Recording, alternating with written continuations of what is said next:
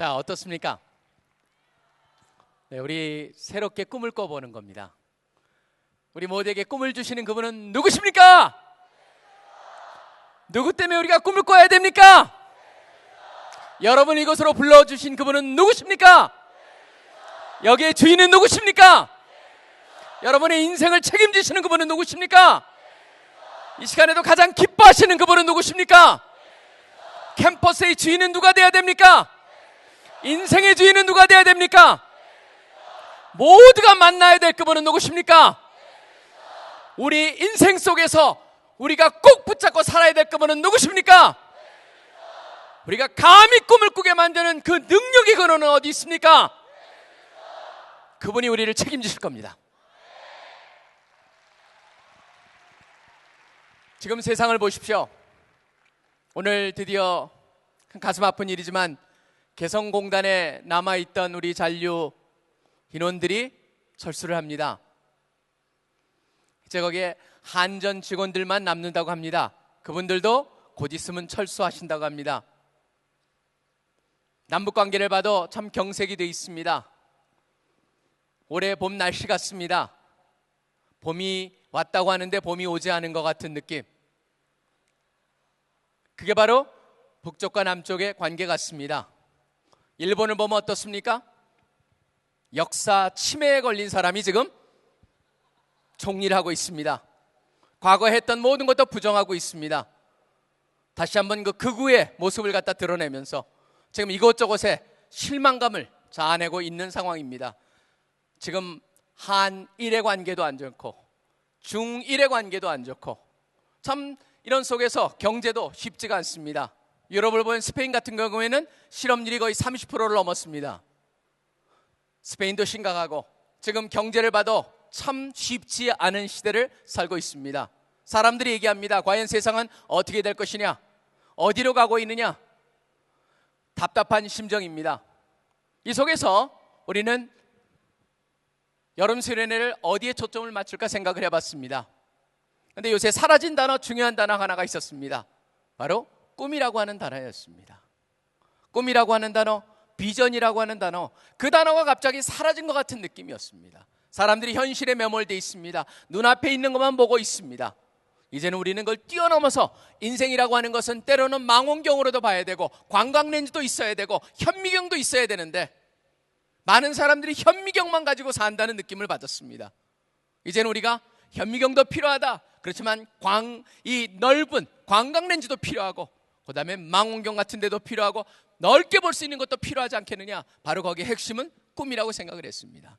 그래서 우리가 D2D, Dare to Dream, 꿈을 한번 꿔보자 라고 그렇게 한 것입니다. 세상을 잠깐 봅니다. 저는 꿈이란 단어 세상과 한번 연결해 봅니다. 세상은 지금 현실을 갖다 얘기하면서 하는데 요새 사실 봄을 보면 저는 이제 꽃을 참 좋아합니다. 봄이 되면은 참 신기하게 이파리가 다 나고 꽃이 필 것 같은데 먼저 꽃이 쫙 피고 나서 꽃이 질 때쯤에 이파리 파란 새싹들이 납니다. 근데 우리 이번에도 부암동에 보니까 이것저것에 나무를 심어놨는데 작년에도 저희가 대나무도 좀 심고 그랬습니다. 담을 만들려고. 다른 데서는 막 꽃이 피고 막 그러는데 하나 특이한 것은 죽은 데는 전혀 흔적이 안 나타나더라고요. 이번에 다 정리를 했습니다. 죽은 대나무도 다 베버리고. 왜냐하면 전혀 변화가 없어요. 봄이 왔는데 거기는 봄의 흔적이 없어요. 생명의 흔적이 없어요. 이 세상에 많은 것들이 꽃을 피우고 싹이 나지만 죽은 것은 고목은 아무 증거를 못 납니다. 거기에 보면 살아있는 증거가 없습니다. 꽃을 피우지 못하는 건 당연합니다. 새싹도 나지 않습니다. 고목만 그렇습니까?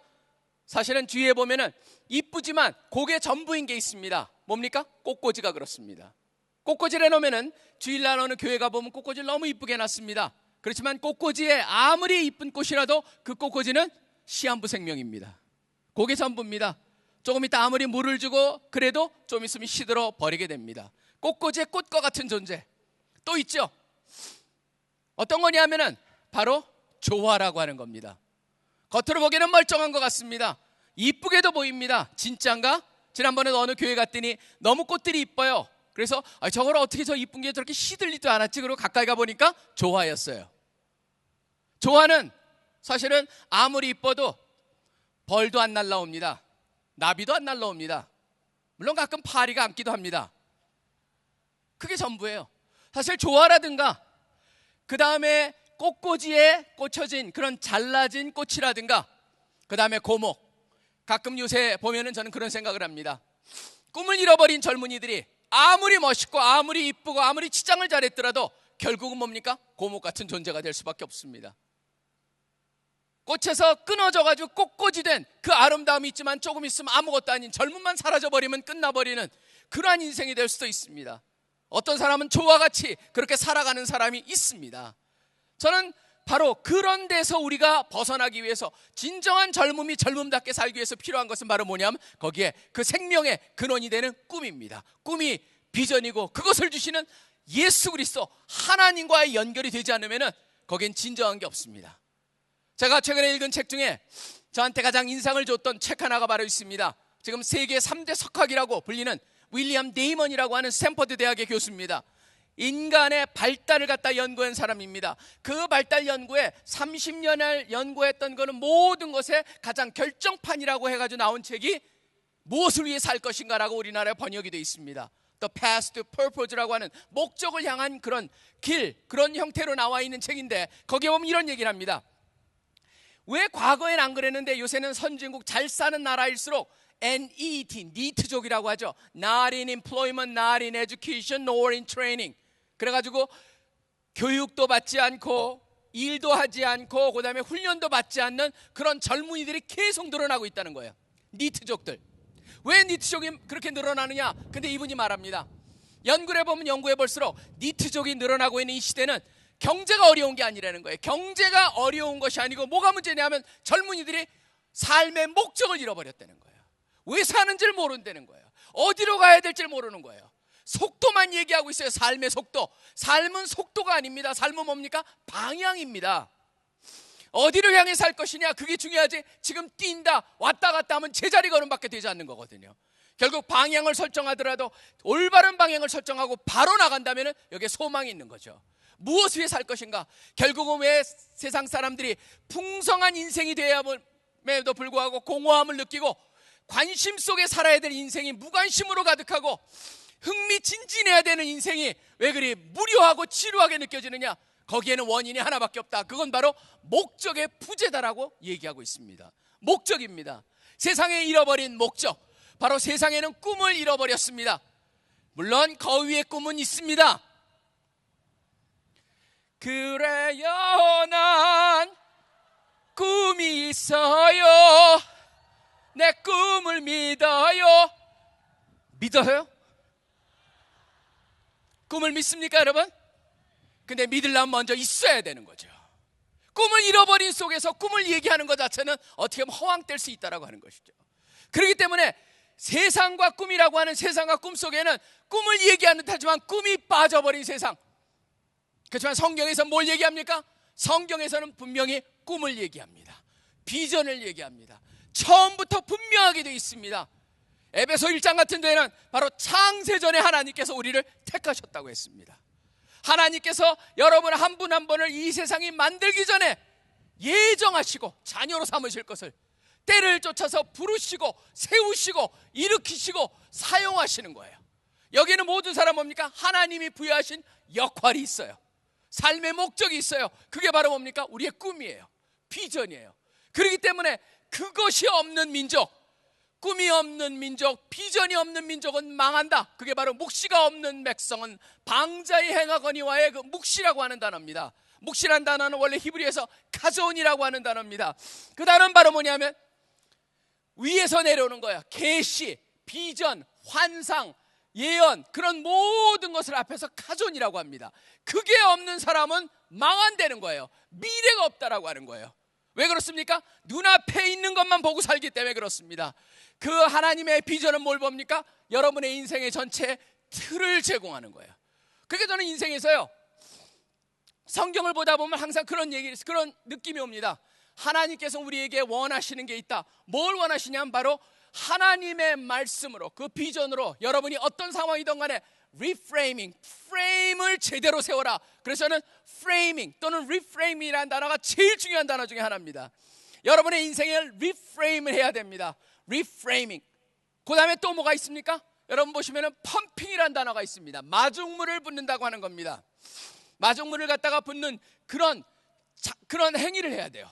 바로 마중물을 갖다가 펌프를 갖다 뽑아내려면 믿음의 물을 갖다 붓고 펌프질을 하면 거기서 하나님의 영향이 쏟아져 나오는 것이죠. 그게 바로 필요한 거예요. 또 앵커링이라는 게 있습니다. 하나님의 말씀에 약속에 여러분이 거기다가 닷을 내리고 살아야 돼요. 그래야지만 인생이 달라진다는 거죠. 성경에 보면 그러한 얘기들로 가득 차 있어요. 뭡니까? 우리한테 뭘 주냐면 결국 꿈이라는 거예요. 꿈, 비전, 내가 왜 사는가, 무엇인가. 결국은 윌리엄 데이먼이라는 사람도 그런 얘기를 합니다. 꿈을 갖다가 어떻게 발견합니까? 목적을 어떻게 발견합니까? 간단합니다. 두 가지입니다. 하나는 뭐냐? 바로 내가 누구인가를 정확히 알아야 된다는 거예요. 그 다음에 내가 무엇 때문에 사는가를 그 다음으로 알게 된다는 겁니다. 내가 누군가를 알게 되면은 무엇을 위해 살 것인가가 나옵니다. 우리가 누굽니까? 성경에서는 계속적으로 반복해서 말하고 있습니다. 뭘 말하냐면 바로 너희는 버려진 자들이었고 암흑에 있는 자들이었던데 바로 예수 그리스도의 보혈의 피로 바로 새롭게 된 자들. 그렇기 때문에 소망이 있는 거죠. 바뀐 거죠. 완전히 새로움이에요. 새로움이라고 하는 건 두 단어가 있죠. 새로운 제품이 나왔다의 새로움. 그런 조금 더 유효기간이 더 길다라고 하는 의미. 그래서 여러분이 저보다 새롭죠. 근데 그런 새로움이 아니에요. 성경에서 말하는 새로움이요. 그냥 단순히 시간적으로 새 거다 그런 의미가 아닙니다. 질적으로 다르다는 거예요. 다른 존재가 되었다는 것이죠. 하나님 안에 있으면은 완전히 새로운 존재가 된다. 새로운 존재는 뭡니까? 새로운 삶의 리프레이밍이 되는 거예요. 꿈과 계획과 여러분의 삶에는 모든 것이 바뀌기 시작한다는 것이죠. 바뀌어야 된다는 것이죠. 전 그렇기 때문에 제일 좋아하는 단어가 바로 뭐냐? 새 창조입니다. 새 창조, 새로운 것. 그래서 이번에도 Dare to Dream 했지만 우리가 계속적으로 CC는 앞으로 뭐라 하냐면 Dare to Create, Dare to Destroy. 뭐냐면 지금 현재 있는 것을 부셔야지만 새로운 걸 만들 수가 있기 때문에 계속적으로 우리가 불필요하다 생각하는 건 부시자. 그리고 새로운 것을 만들다, 도전하자. 지금 그 생각으로 가득합니다.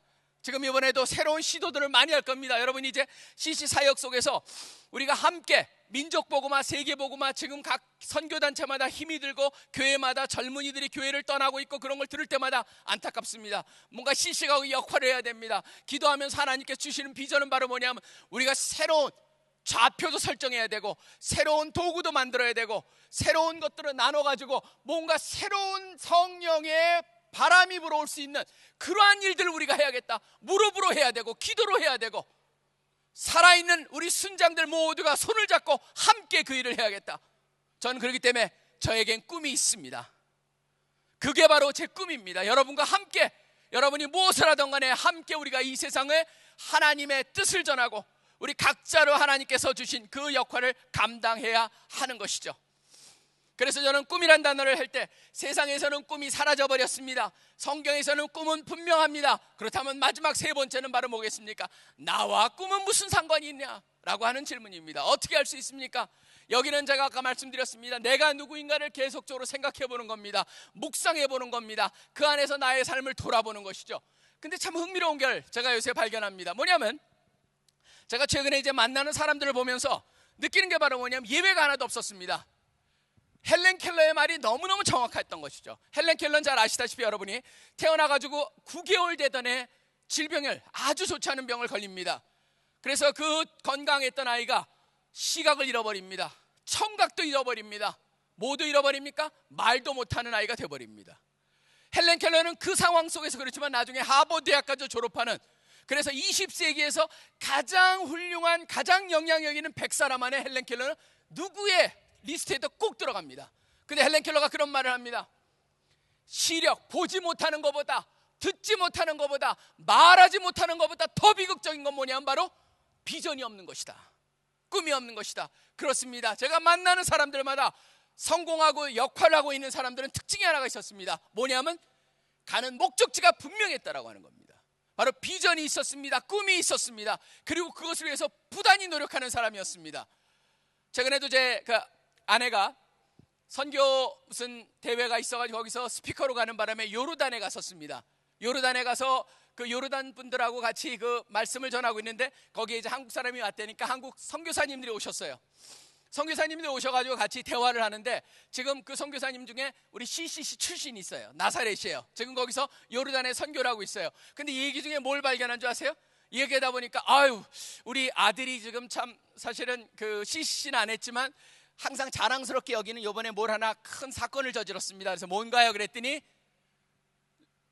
레 밀리테라블을 만든 사람이에요. 레 밀리테라블이라고 여러분 레미제라블을 갖다가 패러디 해가지고 공군에서 만든 정다운 중위가 바로 아들이에요. 그래서 자기가 그 CCC는 못했지만 항상 자랑스럽게 자기가 시맨으로서 지금 이 일을 하면서 그때 받은 비전으로 지금 선교사를 하면서 그 아들이 쫓아서 중동에 가서 훈련을 받고 그 다음에 독일 가서 독일에 있는 그 선교사들 자녀들 공부하는 데서 공부하고 한동대에서 디자인 학부를 나와가지고 지금 중위를 하고 있는 거예요. 공군에서요. 그래서 그 중군 그 정다운 중위 같은 경우에도 뭐라 그러냐면은 계속적으로 뭔가 세상에 자기가 하나님께서 보내신 뭐가 있었는데 해가지고 이번에도 뭔가 해보자 그러고 만든 게 바로 그거였고 그거 하는데 100만 원도 들지 않았대요. 그걸 만드는데요. 그래가지고 지금 제가 그 얘기를 들으면서 이분도 나중에 제대하고 나면 무슨 일을 하던 간에 CC랑 같이 우리 이런 세상을 바꾸고 영상을 만드는 일에 같이 동참하는 걸로 지금 얘기가 지금 진행 중에 있습니다. 여러분 보시면요, 저는 그런 사람들을 보면서 느끼는 게 뭐냐면 참 뭔가 길을 찾고 있고 뭔가 준비가 되니까 하나님께 쓰신다는 걸 보게 돼요.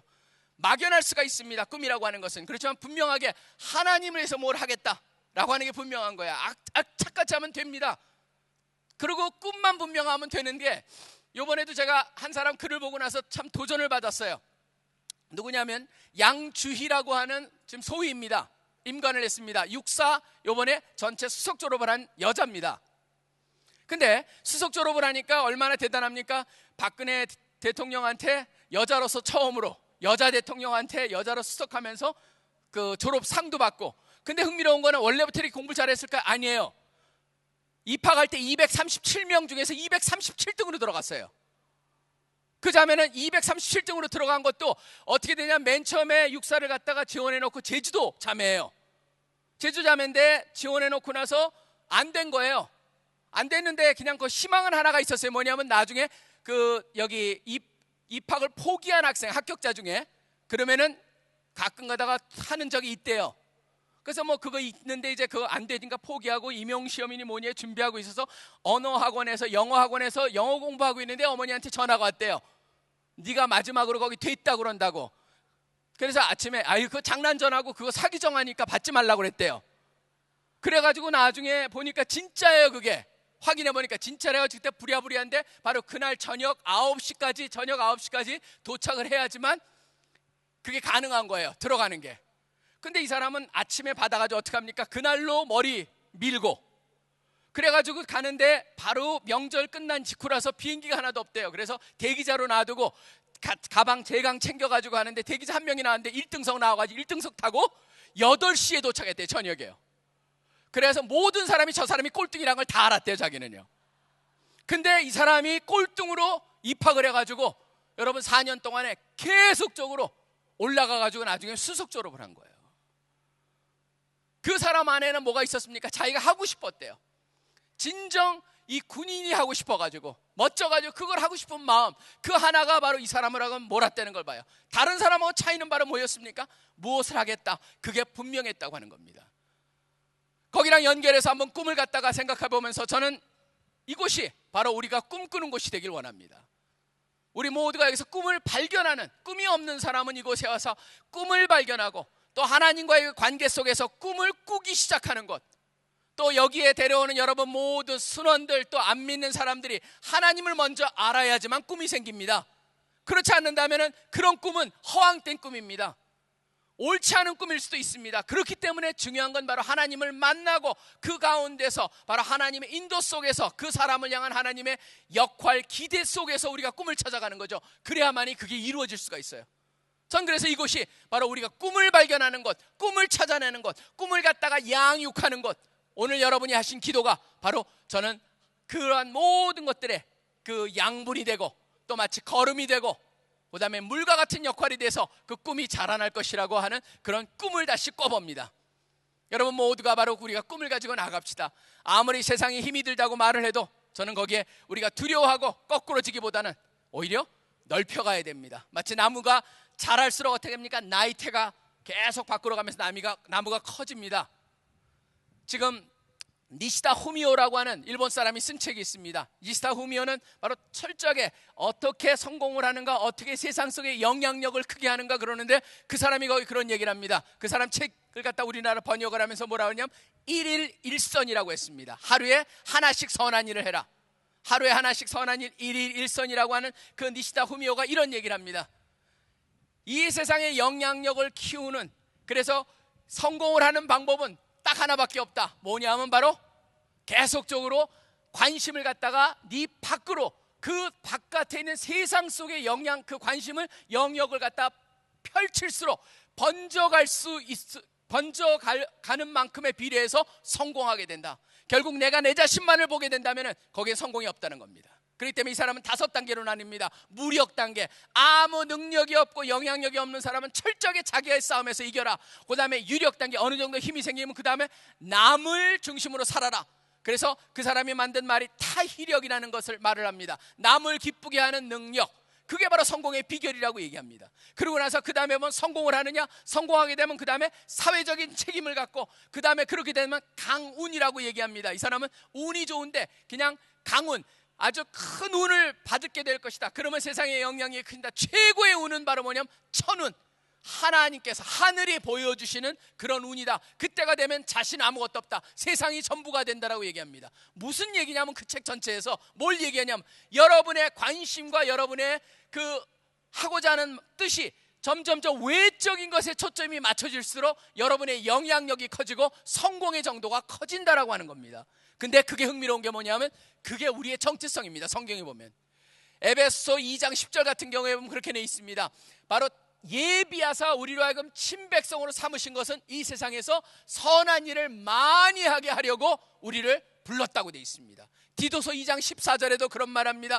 모든 불법에서 우리를 깨끗게 하신 것은 깨끗하게 되어가지고 선한 일을 많이 하는 백성이 되게 하려 하심이라. 우리의 삶이 바깥으로 향하고 있다라고 하는 것이죠. 여기 모두가 바로 저는 그렇기 때문에 하나님의 자녀가 되지 않는다면 바로 올바로 이 세상 전체를 품을 수가 없기에 결국 복음과 생명과 그 다음에 여러분의 행복과 이 성공이라고 하는 모든 것이 얽혀져 있다는 것을 볼 수가 있습니다. 그래서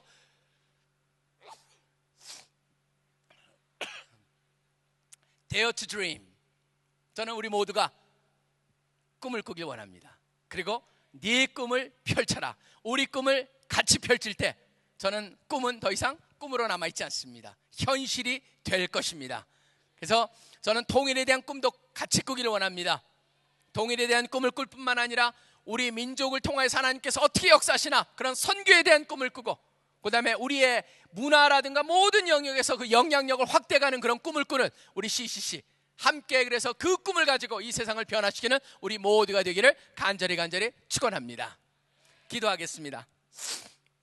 하나님 아버지, 올해도 변함없이 이런 아름다운 장소에서 우리가 이렇게 여호수아 기도회로 모였습니다. 많은 기도를 이곳에 심고 갑니다. 정말 가장 중요한 것은 이곳에 주님을 모르는 사람들이 가득 채워져서 주님을 알고 또 그 안에서 꿈을 꾸고 꿈을 발견하고 꿈을 마음 안에 간직하고 가서 그것을 행하겠다라고 하는 성령님의 그런 도움을 경험하고 갈 수 있는 그런 특별한 시간이 되기를 소원합니다. 그래서 주위에 주님을 모르는 사람 이곳으로 다 인도되게 하여 주시고 필요한 사람들 불러 모아 주셔서 이곳에 주님의 역사가 일어나는 곳이 되길 원합니다. 우리가 함께 진정 이번에 주제처럼 Dare to Dream, 우리가 감히 주 안에서 꿈을 꾸길 원하고 또 우리의 인생을 통하여 주님 앞에 드려지는 꿈을 꾸길 원하고, 진짜 우리 민족이 이 어려운 속에서 오히려 이 북한하고의 이런 삭막한 관계 속에서 통일의 꿈을 꿀 수 있는 우리가 되게 하여 주시길 원합니다. 우리가 준비가 안 돼 있었지만 지금부터라도 최선을 다해서 준비해서 주님이 쓰시고자 할 때 주님의 마음을 시원하게끔 그렇게 쓰임을 받는 자들로서 또 준비될 수 있는 그런 꿈도 꾸기를 원합니다. 주님, 여기에 우리 같이 기도를 신고 가는 우리 순장들 한 사람 한 사람, 그들의 기도를 주님께서 기억하여 주시고 하나도 땅에 떨어지지 않게 하여 주시고 그들이 기도하고 있는 그 사람들 한 사람 한 사람 이곳에 함께 모두가 참여하여서 주님께 영광 돌리고 또 이곳이 찬양과 감사로 가득 찬 곳이 되기를 꿈꿉니다. 감사합니다. 우리의 꿈이 아니고 바로 주님께서 이루실 현실이란 것을 믿습니다. 이 모든 기도 살아계신 역사하고 계시는 예수 그리스도 이름으로 간절히 기도합니다. 아멘.